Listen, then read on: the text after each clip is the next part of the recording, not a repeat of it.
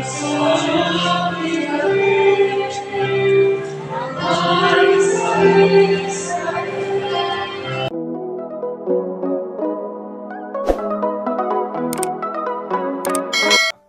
ko'y di pa handa, muling tumibok ang damdamin, ngunit bigla kang dumating sa buhay ko.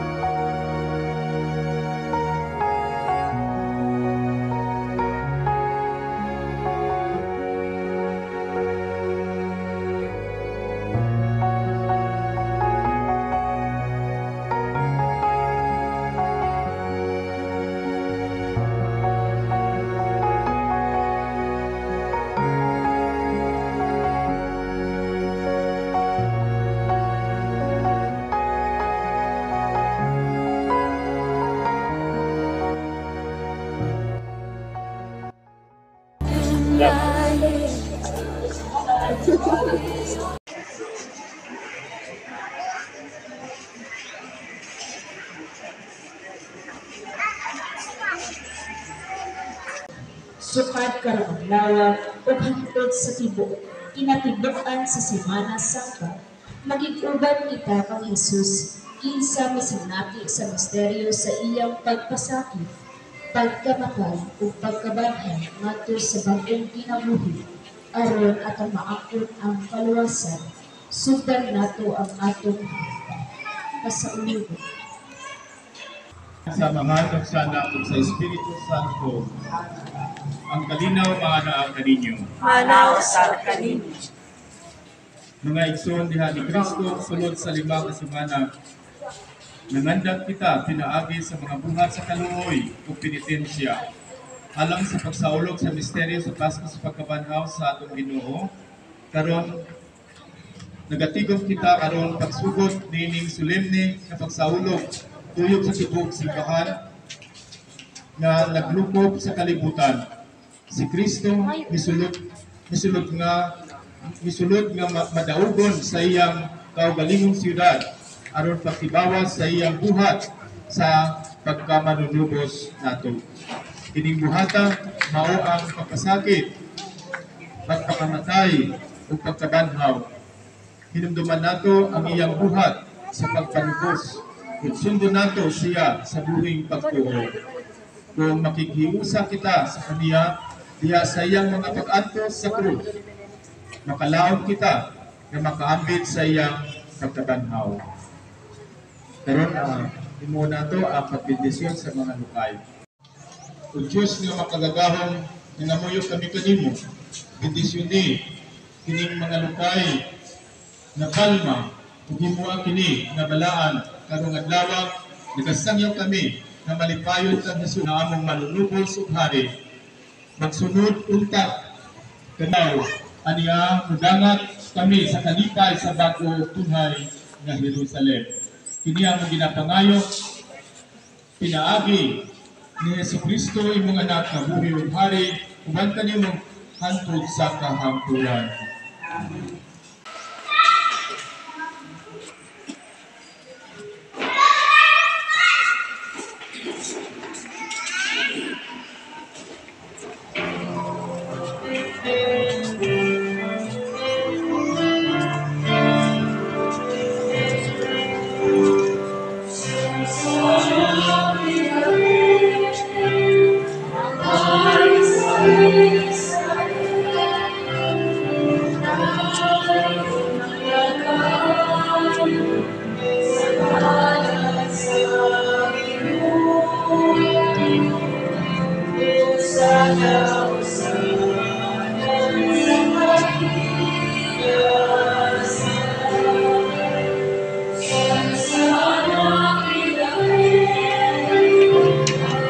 Praise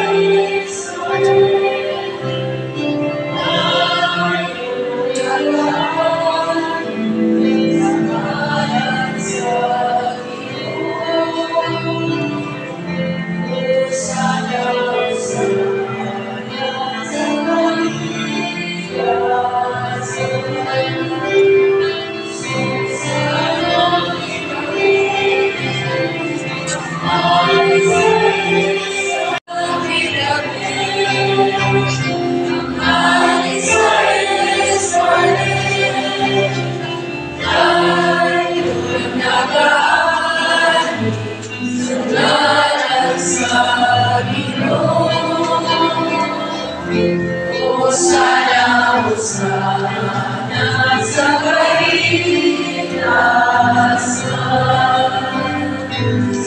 Sana pinagin ang Israel, ay gunagaan sa ngalan sa Panginoon. Hosana, Hosana sa kaligtasan. Sana pinagin ang Israel,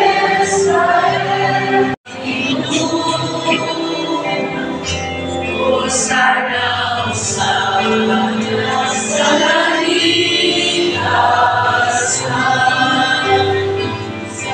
Sana pinagin ang Israel, ay gunagaan sa ngalan sa Panginoon. Hosana, Hosana sa kaligtasan. Manaw sa kaligtasan. Tinutubigan sa balangin ang Evangelyo sumala ni San Lucas. Himayaon ikaw, Mga katana, miuna siya pagkakautungan sa Jerusalem. Kung nahitabo, sa dihang nakaduol na siya sa Betania, dito sa bukid na Ginanglang Olivo, ipadala niya ang duha ka mga tinunan nga nagaingon. Pagkat mo dito sa atbang nga balangay, diin sa inyong pagsulod inyong ikapdagan ang usap na nating asno na bihigot na wala pa kayo'y tao na nakasakay na ini. Hukuman at badbad na ini, dataan ninyo na natin kung adunay nagmutanak na ninyo nga nang inyong kining ibadaran maui inyong isulti ang Ginoo na hinahanglan na ini. Kung bibiya ang mga ipadala o kunya nakaplaga nila sama sa isulti kanila.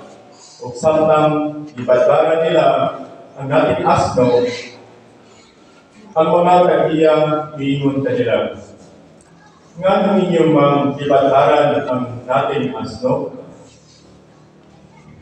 o sila miingon, ang Ginoo na hinahanglan niini. O dinala nila ini ngadto kang Jesus. Hukuman nila, hapini ang ating asno sa ilang mga kupo nila, ang ilang mga kupo niya sa dalan. O sa pagkadoon niya dito sa Hanayhay, sa bukid sa Olivo, ang tibuok bundok sa mga tinunan nagsugod o pagmaya o pagpusok na tingo. Tungod sa tanan ng mga katigalaang butang kanilang nakita. Nagaingon na sila, dalahigon ang hari na nagaanti sa ngalan sa Ginoo dito sa langit. Kadain himaya dito sa kahitasan. O pipila sa mga Pariseyo, nagikan sa panon, miingon ngadto kaniya. Magtutulo, badlunga mimong mga tinutan. O mitubag siya na nag-ingon, nag-ingon ako kaninyo kung kini sila makilong pangitngit ang bato. Ang Ebanghelyo sa Ginoo. Dahil ikaw, Kristo. Si Kristo na iyong masinugtanon na alam ka nato, hangtod sa kamatayon diha sa pagpakamatay dito sa krus. Busan, ibayag siya sa Diyos ngadto sa kahitasan o gihatagan siya nga nabaw sa tanan nga mga ngalan. Sa Lucas. Himayaon ikaw, Uri. Kung ditindog ang tibok ilang kondo, kukunya ang gidala nila siya ngadto kang Pilato, o O isugod sila pagpasaka o sumbong bago kaniya nga nagaingon. Dili ikaw para talaga ang pagkakasalaat sa among kaso. Kung nagdumili pagbayad sa pulis sa sista. Kung nagayon na siya mismo ang Mesiyas sa kahari. O si Pilato nangutana kaniya nga nagaingon. Ikaw ba ang hari sa buong Hudiyo? O siya mitubag kaniya nga nagaingon. Ikaw ang nagasulti. O si Pilato mingon ngadto sa mga pangulong pari o sa mga panon. Wala ako'y nakatagal na sa laking ining tauhan.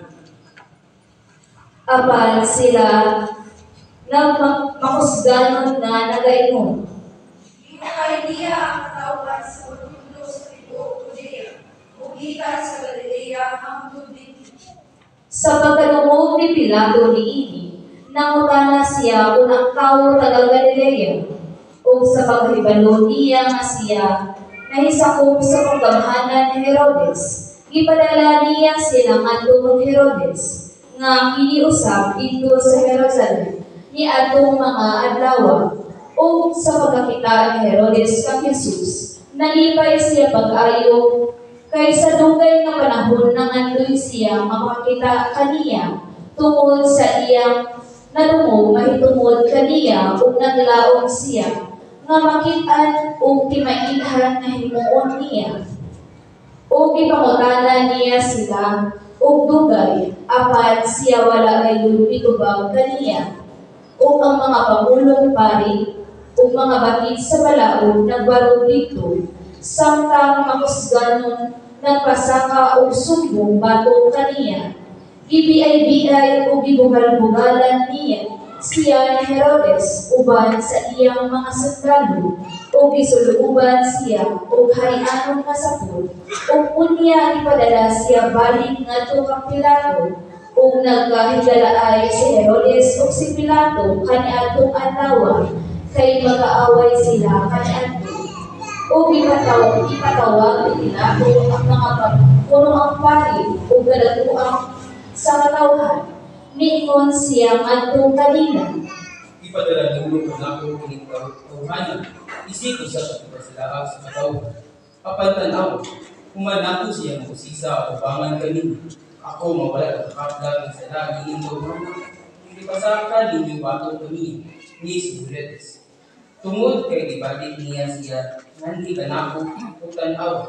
Wala siya, hindi mo maangay sa butan o kamatayin. Busa, tatusun ako siya, upunya ang hiyan. Apan, nagdungan sila pagsigit nga nagaingon. Kuhaan ikaw ana, ubuhin na ilalamo si Barabas. Apan, misulti pag-usap si Pilato ngadto kanila, kay buon niya buhian si Jesus. Apan sila mitpadayon og sigit nga nagaingon. Ilansang sa krus, ilansang siya sa krus. Ug sa ikatulong nga higayon, miingon siya ngadto kanila. Kaya kung sa may lihat ng imong tauhanan, wala ako pinagpagkakan sa tao di hakaliyak na angay sa butan o kamatayin. Musa, ipalatos ko siya o upunya ang hiyan. Apan sila namubos sa makusog ng tibo nga siya ilansang sa krus ug nagaanak ug pakusog ang ilang mga tibo ug si Pilato mihukom nga tumanon ang ilang gipangayo ug gibuhian niya ang tawo nga gipangayo nila ang gibalhog sa bilangguan tungod sa kabuhot ug pagbuno. Apan si Jesus gitugyan niya ngadto sa ilang kabubuton ug samtang gidala nila siya, isakmit nila ang usa ka Simon nga taga Cirene nga nagagikan sa balita. Unya ipatong nila kaniya ang krus aron pas-anon sunod kang Jesus ug nagsunod kaniya ang usa ka dakong panon sa katawhan sa mga babayi nga nagpamukpok sa ilang dughan ug nagpunay ug pinakay tungod kaniya ug pinili ngadto kanila si Jesus ug mingon. Ninyo ako sila. Hinunuan, hilapin ninyo ang inyong kaugalingon ug ang inyong mga anak. Kay tanawa, muabot ang mga adlaw, kanusa, muingon sila. Bulaan ang mga babae nga dili makaanak, ug ang mga sabakan nga wala kang anak, ug ang mga tutoy nga wala kang kasuso. Unya, magsugod sila pag-ingon ngadto sa mga bukid, pangatumpa kamo kanan. Ngadto sa mga bungkod, tapunin ninyo kami. Dahil kung hihimo nila kining mga butana, sa luthaw pa ang kahoy, kung sa may mahitabo kung dayan ng kining. Ug gidalaw sa nila ang laing pagduha ka tawo nga mga kriminal aron patyon uban kaniya. Ug sa dihang miyabot sila sa lapit nga ginadlaw og kalabera, dito gilansang nila siya sa krus uban sa kriminal, ang usa sa tuo ug ang usa sa wala. Ug si Jesus mingon, Amahan, pasayuwa sila, wala sila nasayo unsay ilang dibuhat. ug gibahin-bahin nila ang iyang kuko pinaagi sa repa, ug nagtingog dito ang katawhan samtang nagatanaw, apan nagbiyay-biyay ang kadakuan na nagaingon. Iluwas niya ang uban. Maluwasa siya sa iyang kaugalingon. Kung hindi siya mauwang Kristo sa Diyos, ang pinili. Ug nagbunay ug nagbugal-bugal usab kaniya ang mga sundalo ug biduol nga mihalad kaniya og suka ug miingon kaniya. Ikaw ang kais sa mga tuyo. Iwasa ang imong kaugalingon. Ug dito usab adunay nahisulat ibabaw kaniya, kini mao ang hari sa mga Hudyo. Ug usa sa mga binitay nga kriminal nagbunay ug pasibala kaniya nga nagaingon. Dili ba ikaw ang Kristo? Iwasa ang imong kaugalingon ug kami. Apan mitubag ang lahi nga nagbadlong miingon kaniya og Wala ka ba mahadlo sa Diyos? Kaya ikaw usapan niya sa among sito. Kung kita ang ay lamang, kinadawag na po ang tumat sa ating mga binuhatan. Apan kinintawan ang kailangan ng Diyos. ug mipadayon siya og ingon. Jesus, inumili ako kung mabot ka na sa imong binuhatan. Ug miingon siya kanila.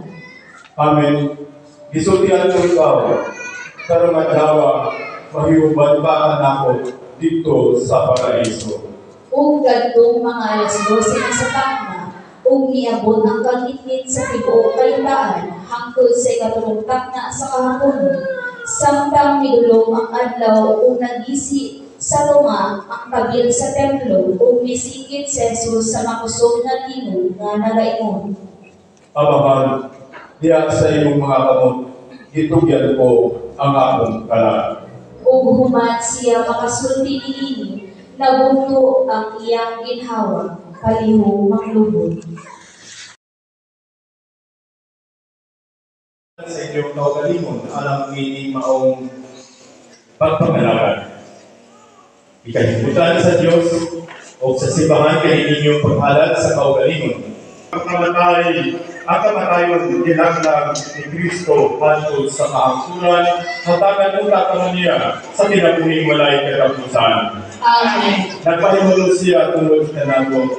Magsunod punta ka mo sa iyang panitingan o makaambit punta ka mo sa iyang pagkabanhaw. Amen. Ang Ginoo humana ka ninyo. Manaw sa Manalangin ka ninyo ang Diyos na magagawad sa tanan, ang Amahan, ang Anak, at ang Espiritu Santo. Amen. Tapos ng misa, dada ang kalinaw ni Kristo. Salamat sa Diyos. Pag-ibig sa kanan.